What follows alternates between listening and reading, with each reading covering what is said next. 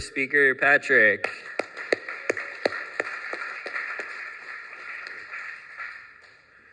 All right, my name is Patrick and I'm alcoholic. So my sobriety date is 8/26/22. So just a quick qualifier. I mean, I woke up in jail, second-degree murder charges. I don't think I need any other qualifier than that. Didn't remember what happened. I was beat up. Don't remember a thing. So I guess we'll start at the beginning. So my alcoholism started at a young age, right? Probably 11 years old was the first time I remember getting drunk. I remember drinking my grandma's Mississippi mudslides on the back porch when I was knee high. Just tasting, going, oh yeah, that's good, you know. 11 years old was the first time I remember drinking from a handle of Grey Goose and blacking out drunk, waking up in a puddle of puke and thought it was the time of my life. Did it many times after that. So a part of my story, I was in foster care, which in consequence, I turned into a street kid. I was running amok, drinking, just rebellious because nobody was going to tell me anything. I got a chip on my shoulder because I'd kind of gone through a phase where I realized mom didn't have my back. Nobody had my back. If I didn't have my back, nobody did. And this built a complex for me where I walked around trying to be the biggest, baddest dude in the room. My prerogative was I wanted people to look at me and go, don't mess with that dude. Don't mess with that dude. And so for 20 years, I built that. Alcohol helped me with that, right? So 11 years old was the first time I remember getting drunk. I think probably 14 years old, I woke up in juvie. I passed out drunk. The cops found me in a median in the middle of downtown Reno, Nevada. Woke up in juvie with a cop cleaning up a puddle of puke on the floor. Wound up going to a rehab. So I was 16 and I ran from this rehab. Wound up getting into a car accident. 140 miles an hour. My brother died. I got up and walked away. I had some bumps and bruises. I was pretty messed up. But I literally got up and walked away. Went through a treatment center where I was introduced to AA. That's where the seed was planted, right? Was going through the treatment center, got out after doing 9 months in the treatment center, and the guys that had come in and bringing the program into me, I went to meetings with them out on the outside. And wound up going on this camp out in California. It was amazing. It was the best time I'd ever had in my life. And I was sober. I was around 1,000 people and we were all sober. And it was one of the best times of my life to this day. Went rafting down the river, cliff jumping off of bridges, all the crazy shit that people do sober. I was doing it. But that wasn't enough for me. I was still in group homes. I was in an independent living house. And I stayed sober for about 6 months then. I got out of the treatment center. I quit drinking, was doing pretty good. And then one of my foster brothers had a handle of E&J in his closet, and we decided we were going to start getting drunk. And then we found the keys to the van in my foster home and decided we were going to go joyriding. I was driving, I crashed it, got told on, wound up going to juvie prison. So jail and prison's a lot of my story because that was kind of, it was my out. You know, when life got rough out here and I didn't know how to live life out here, I would just catch a case and go to jail. I would run away from my group home. I would run away from everything and get drunk and get as messed up as I could and just sit in my pity, right? That's what I would do. And I didn't know it at the time, but that's what I was doing. So I wound up going to juvie prison and I was 17. After stealing my group home's van, I went to juvie prison. Got out of juvie prison from Nevada and paroled to Flagstaff and was on parole running amok, getting in fights, drinking, partying, and ran from parole back to Reno and decided I was going to do 30 days in county jail to finish my parole. Got out of county jail and was probably the most messed up I'd ever been in my life. I was 19 years old, running amok in downtown Reno. I was homeless, sleeping on my friend's couch. Doing all the drugs, all the drinking, everything you could think of, I was doing it. I was fighting. I was not a good person. I wanted people to leave me alone, and I wanted to make it clear, like, that is not that's one of my defects. I got a chip on my shoulder. I want everybody to know that's the dude not to mess with. So that's how I walked around. Everywhere I walked around, I had this chip on my shoulder. I had something to prove. I had a point to prove to anybody that wanted me to prove it. I was going to prove it to them. So, 19, I wound up leaving Reno because I was so messed up. I was finally like, dude, I'm going to be dead or in prison by this summer, guaranteed. I need to stop. And wound up moving to Vegas and started doing good. I was still drinking and still drugging and doing all that, but I got a job, had an apartment. I was taking care of me and my girlfriend at the time. I was doing great. Compared to how I'd been doing in Reno, I was doing great. Wind up coming out here in 2012. So I'm originally from Prescott. I'd come back out here because this is where my family was. My grandparents were sick. It was St. Patrick's Day of 2012. I'd come down here and I was going to help take care of my sick grandparents. 5 hours after I got here, I went to prison. I don't know what happened. St. Patrick's Day, I was blacked out on Whiskey Row. The power was out. They had cars up on the sidewalks so that you could see inside the bar because it was St. Patrick's Day. They can't close the bars down, but it was storming, the thunder, the lightning, like it was every sign from God, like do not go out, don't go out. And I did. Woke up in jail, covered in blood, beat up, knocking on my cell door, trying to figure out what I was doing in there. And they told me I was arrested on second-degree murder charges and assault on an officer. I didn't remember anything. To this day, I can't tell you what happened. I know what I've read in paperwork and I know what I was charged with. I wound up getting dropped down to aggravated assault. I did 5 years in prison for that. Got out. So for my character defect of having a point to prove, there's no better place than prison to prove a point. If I've got a point to prove, they'll let you prove all the points in the world in there if that's what you want to do. And that's what I wanted to do. Wound up doing this, I'll get to that. So I wound up doing 1.5 years of solitary confinement in prison and getting out to Phoenix, Arizona. Never been to Phoenix. I'd been through Phoenix, and it's the biggest city I've ever been in. It's huge. It was intimidating.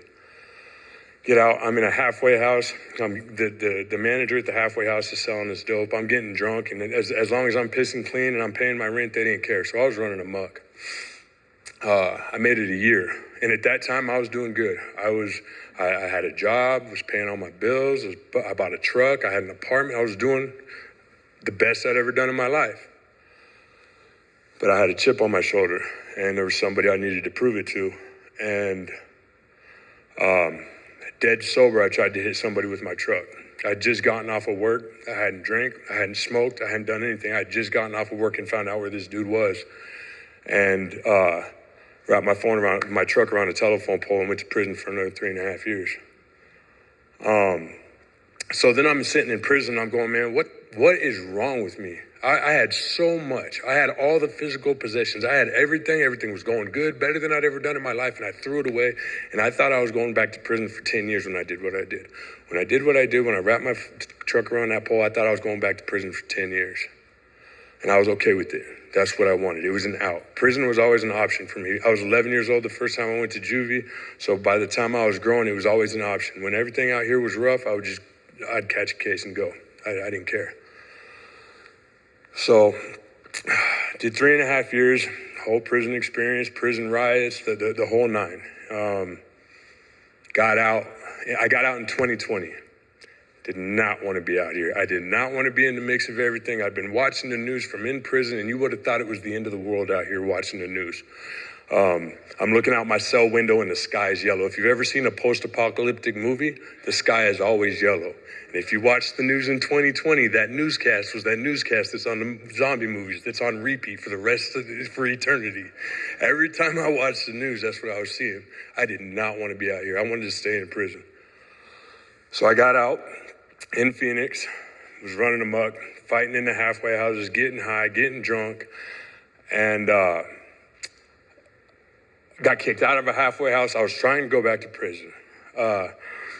My parole officer had called me. She's like, you need to come and see me by 9 o'clock in the morning or I'm issuing a warrant for your arrest. I told her no, and went and turned myself in a week later. I'd been exposed to COVID, so they wouldn't put me back in prison. Yeah. It didn't matter how hard I was trying. I wasn't nice to my parole officer when I told her no. That's the nicest way I could say that. So 2021, So I'd moved out here from Phoenix. I run from my problems. That's what I do. When shit gets rough, I catch a case. I go back to prison. I don't ever. That's something that, I used to think I had all the courage and I faced everything head on. And no, I ran from everything.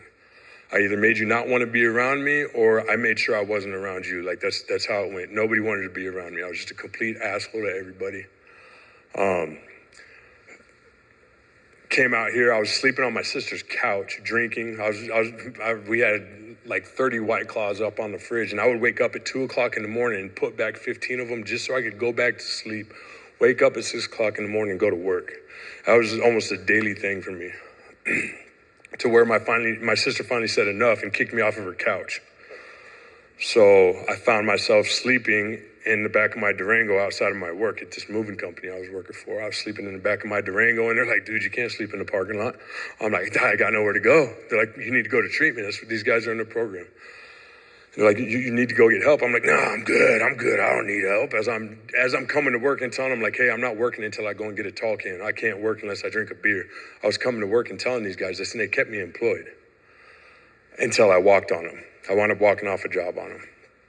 And I was sitting there, and so like before I quit drinking, I was going through this thing, right? I was getting this voice inside of me that was screaming, like, I'm not doing this right, dude. You're not doing this right. You're doing this wrong. Quit what you're doing.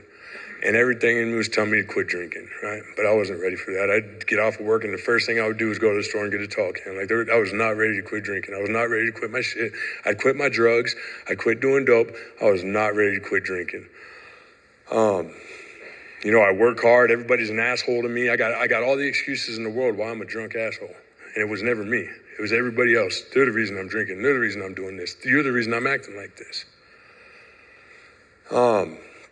So 2021, I got a DUI.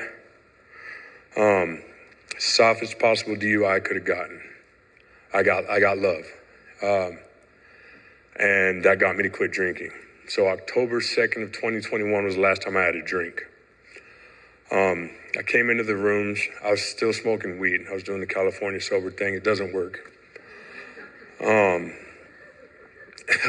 That's why my sobriety date is 8/26, not October 2nd. So I was doing the first year, the girlfriends in my first year of sobriety, the chicks straight out of treatment centers, I put on my cape and da-da-da-da. Wound up having a horrible relationship with this woman. It was a month of just chaos. And I wound up taking a bunch of Adderall. I was taking 10 Adderall a day. And I was that close to going to Phoenix and getting a sack of dope and being back in prison within a month. So that was August 26th of last year. As it sits now. So as you guys can tell from my story, I don't know how to interact with people, right? I want to fight everybody. I got a chip on my shoulder. You're doing everything wrong. It's not me. These steps hold me accountable for everything that's ever happened in my life. When I was 11 years old, my mom washed her hands and said, hey, I can't do this. And I went into foster care, right? I know people in foster care that made it and never went to prison. I know people in foster care that are successful. I didn't do that. I went the other way, right? And I could blame that on my mom. I could blame that on the absence of this and the absence of that. But the thing is like I chose to do something else that not everybody else was doing. And I would find people that would validate what I was doing, the fighting, the drugs. I would surround myself with those people that would validate what I was doing, so it seemed like everybody was doing this. When I got out of prison, it still baffles me sometimes. Like, there are people that have never been arrested. There are people that have never been to jail. There are people out here like that's crazy to me, because I've been surrounded by that my whole life. These steps have showed me how to have relationships with people. The work, these steps. I'm moving to Texas in November, and that's a gift. My uncle on my dad's side, so never met my dad. He died when I was in prison the second time. His brother's been reaching out to me. He came out here to visit me a couple months ago. I went out there to visit him. He was just out here last week visiting me again, and it's an opportunity. I've got amazing. I try not to talk about the physical stuff that I have, because it doesn't matter. As soon as I drink, all of it's gone. My beautiful girl, my house, my dogs, everything that I have that's good in my life right now will go the minute I take a drink. There's no doubt in my mind, and it terrifies me. One of the things that I was told when I first came in, there's a couple of things. One is build a life for yourself that you're not willing to lose anymore. Got that. I got that. Everybody's got another relapse in them. Not everybody's going to make it back. If I go back out there and I start drinking and I start doing my shit again, I'm going back to prison for the rest of my life. I'm not suicidal like I'll put a gun in my mouth. That's not my thing.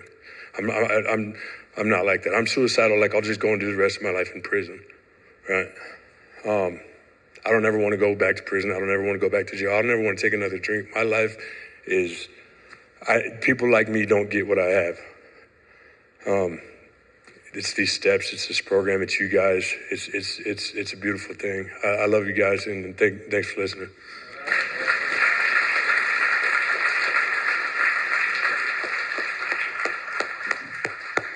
Thanks, Patrick. All right, now please help me enthusiastically welcome our next speaker, Philip.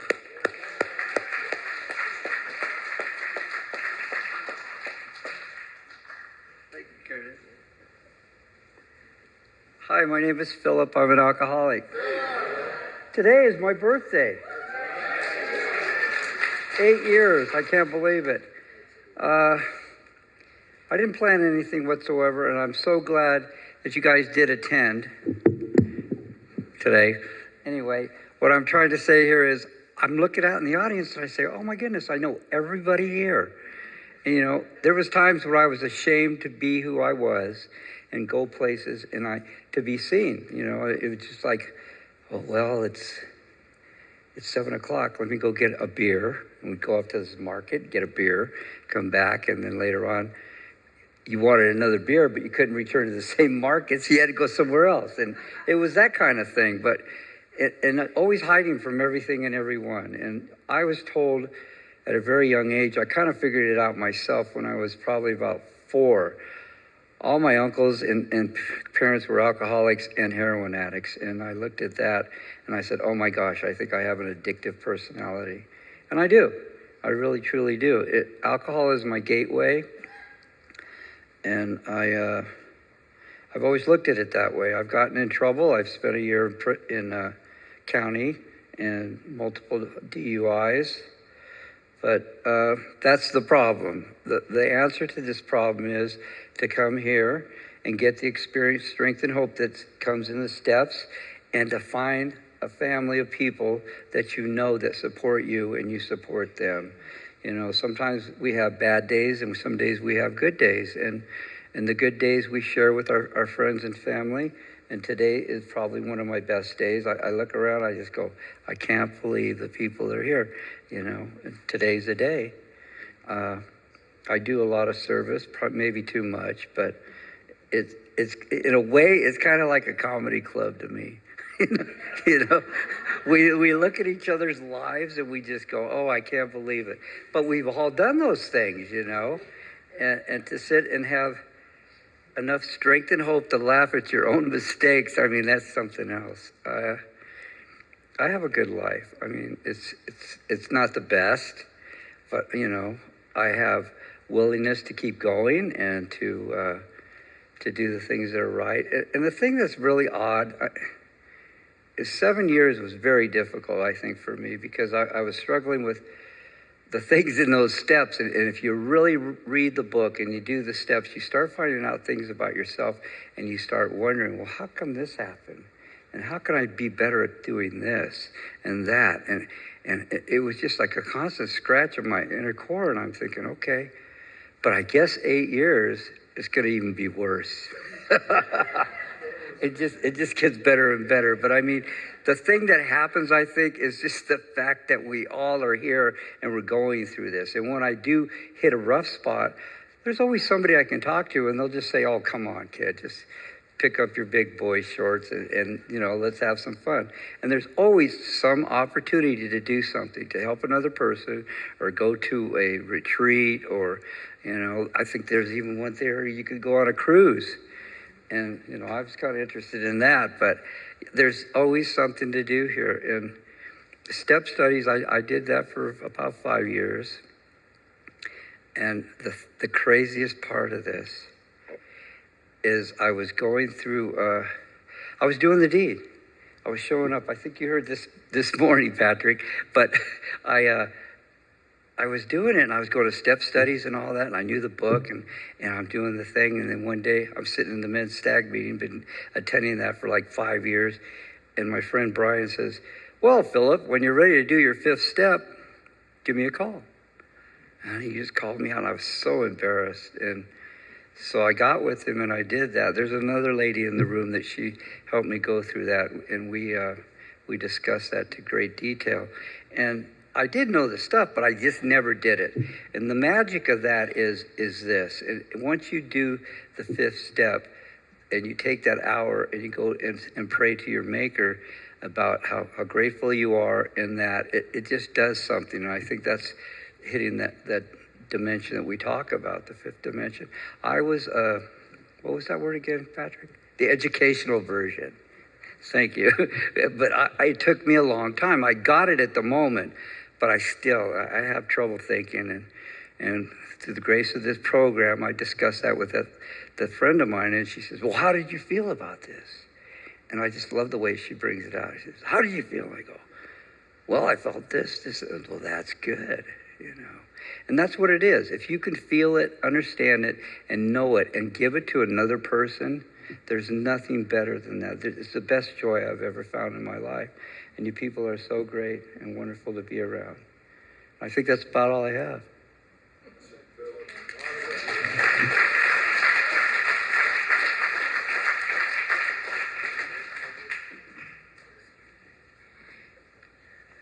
All right, now let's welcome our last speaker, Tani.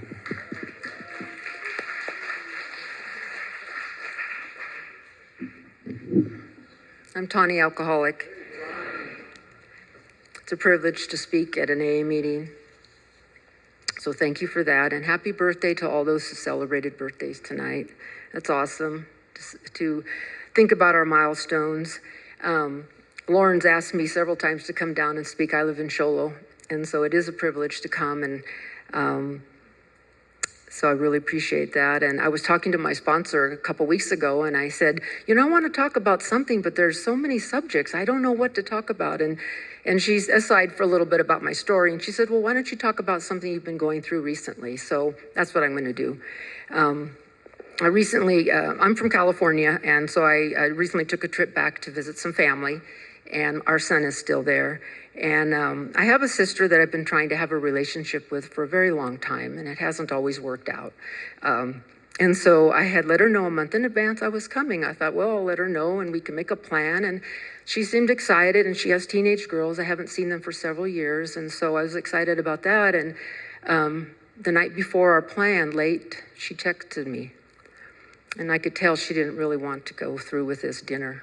She had a lot of things going and this and that. And, so I was really disappointed. But in that moment, my God said, just let it go. It's not going to happen. Because I want to push my will. I want to force it. Well, can't we do, or what if we do this, or could we meet on this day? That's sometimes how I am. And so, when I got, we went on the rest of our trip, and had a good time. We got home, and a couple days later, I was still feeling a little sad about that. And so, I find that I have really good talks with God when I go out in nature. So I recently took up paddle boarding, and if anybody wants to try it, I recommend it.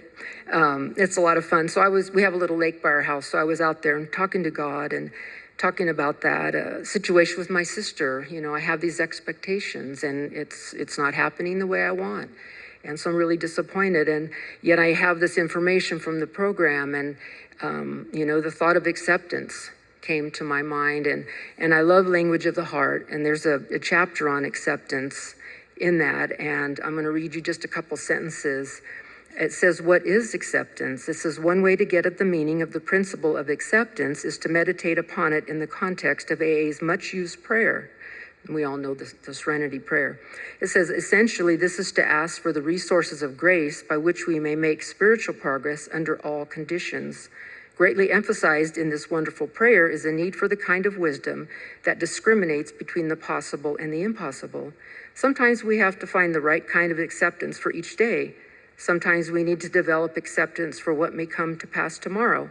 And yet again, we shall have to accept a condition that may never change. Then too, there frequently has to be a right and realistic acceptance of grievous flaws within ourselves and serious faults within those about us, defects that may not be fully remedied for years, if ever. And, I got to thinking about that acceptance piece. It's been a huge part of my sobriety.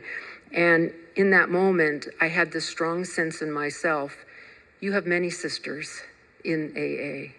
And, I found healing in that, and I felt lighter. A weight had been lifted off me. My God was healing me once again, because one of the biggest struggles I have had in sobriety is family.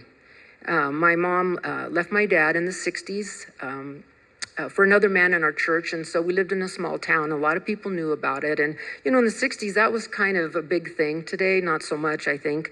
And of course, there wasn't any counseling or anything like that available. We didn't even talk about it. And so I kind of grew up. I never saw her again, maybe twice until I was about 20. My dad made sure of that. He was very angry and very bitter. It was, pretty messy. And, I only saw her those a couple times. And so, I grew up very lost and unloved, and I felt rejected and, all of that stuff. Left home at 17. And so, I didn't find alcohol, though, until in my 30s. And boy, did I go down fast. The book talks about women sometimes do that. And that was exactly my story. And of course, I blamed everything on my life, on my family, all the problems, all of that stuff. And when I came to AA and got with my sponsor, and she had, take me through the steps, I had to really look at that. And it was hard.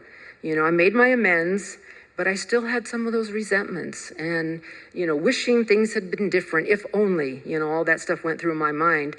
And it was many years on the phone with my sponsor, and I tease her now. I said, I know you were doing the eye roll thing when I was calling once again to complain about, And I think I was 6 or 7 years sober, and my God put that thought in your head. You have lived longer on your own than you lived with your family. So you bear much more responsibility. And what happened for me is what it says also in this chapter. It says, our first problem is to accept our present circumstances as they are, ourselves as we are, and who? The people about us as they are. This is to adopt a realistic humility without which no genuine advance can even begin. And, that's what the steps have helped me do. It was a very long process. It didn't happen overnight. It took years. Like I say, I hated my mother, for years and years. And I remember calling her. She didn't live by me. Making my amends with her, when I first got with my sponsor to work the steps. And what a weight had begun to be lifted off me, and I thought, well, now maybe I can have that relationship I always wanted. But it didn't happen. We seemed to kind of get close, and then, we did this for quite a long time. And then a few years ago, she sent me a letter a couple days before Christmas. She could no longer talk to me because I had left the church of my youth, and that was just something she couldn't accept. And, that was very hard. Right before Christmas, who does that, Well, she didn't celebrate Christmas, so was not important to her. But, my sponsor, my grand sponsor, walked me through that really hard time. Because, all that stuff comes back. And, they didn't say, oh, you poor thing, why did she do that to you? They suggested, you start praying for your sister and your mother. I didn't want to do it, but I did it. And what relief. I did that for a number of years until they passed. My sister, the same way. She called me a week before my dad's service. He'd passed away in 2009. Asked me, are you going to a different church? I said, well, yes. And then I couldn't have anything to do with you. And so that funeral was really difficult because we were in charge of food together. And, she didn't speak to me. And my sponsor and another woman, AA, offered to go with me to that service. You know, who does that? But people who really, really care. The relationship with my dad did get a little better, and my stepmom, and my sponsor would say, just go there and be the best daughter you can be. And the resentment slowly began to melt away. And I had a wonderful experience with my dad. He had started down the road to dementia. He was in a home, and I went to see him. It was cold, winter day. My husband and son were busy, and he was 2 hours away, and I drove there, and we sat out in the courtyard in a little sunshine, and he made an amends to me in his fevered mind, because he wasn't always with it, but he made a little amends to me, and what a blessing.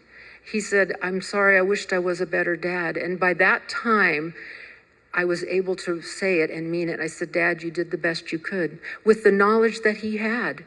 And my God has melted my heart towards my dad long after he has passed. When my son was graduating from 8th grade, he came out into the courtyard with his friends and they were cutting up, and my God said to me, or put that thought in my head, that's the age your dad quit school and had to go to work and help provide money for his family, and I thought, my son was not ready to go out into the world. That must have been so hard for my dad, I used to go on vacations where I was growing up, and happy memories came back to me because I had been focusing on the negative. I'd been focusing on what they weren't instead of looking at what they were, and that's something that I have learned here.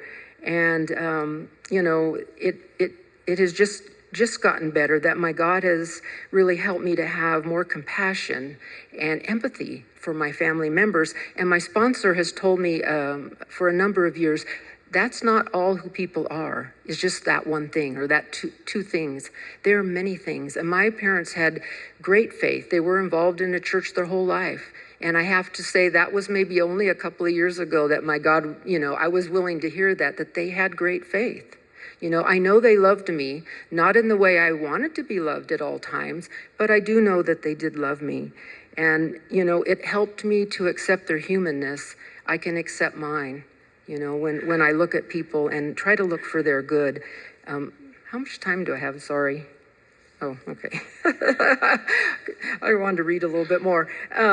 I love this chapter because it says, Bill talks about another exercise that I practice is to try for a full inventory of my blessings and then for right acceptance of the many gifts that are mine, both temporal and spiritual. Here I try to achieve a state of joyful gratitude. And he talks about, reciting the Serenity Prayer when he walks. There's so many things that we can do that we've been taught in this program to help us to get through the hard times. And, the relationships I wanted with people I get to have today. I don't have much family left. So you guys are my family. And I'm just so grateful for that. And, today I really try hard to be accepting, of what comes my way, the good and the bad. It isn't always easy. We know that. But here in the rooms, I get to hear how you guys are staying sober, and we learn how to focus on the positive. And a Chinese philosopher many centuries ago said something that I read just recently. He says, rejoice in the way things are. Nothing is lacking. And if nothing is lacking, the world is yours. And that's how I feel. If I stay close to my higher power and listen to my sponsor, take her advice and direction, and I stay close to you guys, that will be something that I can enjoy. And I'm so grateful that I'm an alcoholic today. So thank you.